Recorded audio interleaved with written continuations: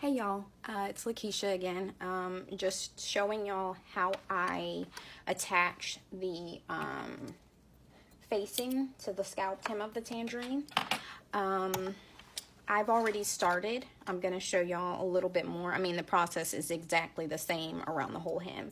So I don't really need to do a long drawn out video, but I am going to show you how I like to sew mine. Just give you my personal tips for sewing, and then I'm gonna leave for a bit to finish up, and then show you how I get it nice and neat with pressing and pointing the curves, and then the top stitching. I still have my pins or my clips from yesterday in place. So, and I remove them as I get to them. I find that when sewing knits, when you do use any pins or clips, I find that it just makes the most sense to actually remove it as you're getting to it. That helps keep your layers positioned where you put them. I know sometimes if your differential is slightly off for the fabric you're using, which I know myself personally, I fight against it. I don't adjust my differential at all. I like to just make it work. Maybe not the best, but it's how I sew. But you know, with having my layers clipped, I don't really have a lot of issue, really, honestly. I also oh, the other tip, I disengage my knife.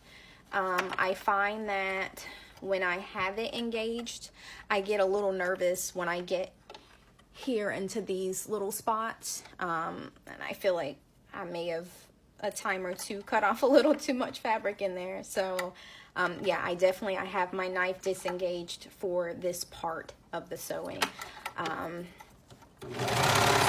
So I just follow it around, and then I let my stitches get a little in to the dip, and then I kind of pivot my fabric back around.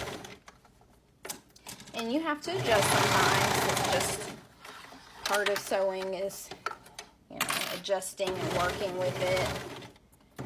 You want to make sure you're catching that little dip portion as you're sewing, which I think honestly that's like the hardest part of this, is it's making sure that you actually get it caught in the stitches. It just takes a little maneuvering.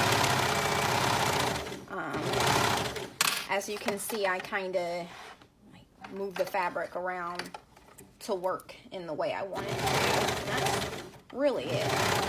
I mean, in all honesty, I'm not perfect on that part. I think I could do a better job with the sewing machine, but I don't really like to sew knits with my sewing machine. It's just a personal preference. But when you get to the point where you're going to be turning these and turning the facing and top stitching, as long as it's caught, it doesn't matter if it's like 100%. Like this right here, it's like, you know, I don't know if y'all can see it really well. It's not perfect, but it's caught enough to where when I turn it to press it and top stitch, you know, there's no hole. It caught enough to actually be able to continue that process. So I'm pleased with it.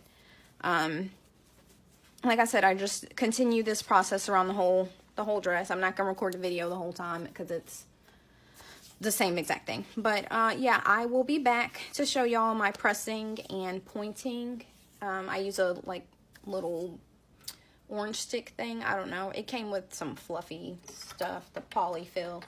I use that to help point the edges or the curves, and then or round out the curves. I don't know why I said point. To round out the curves, and then I also press. So I will be back with that step here in a minute.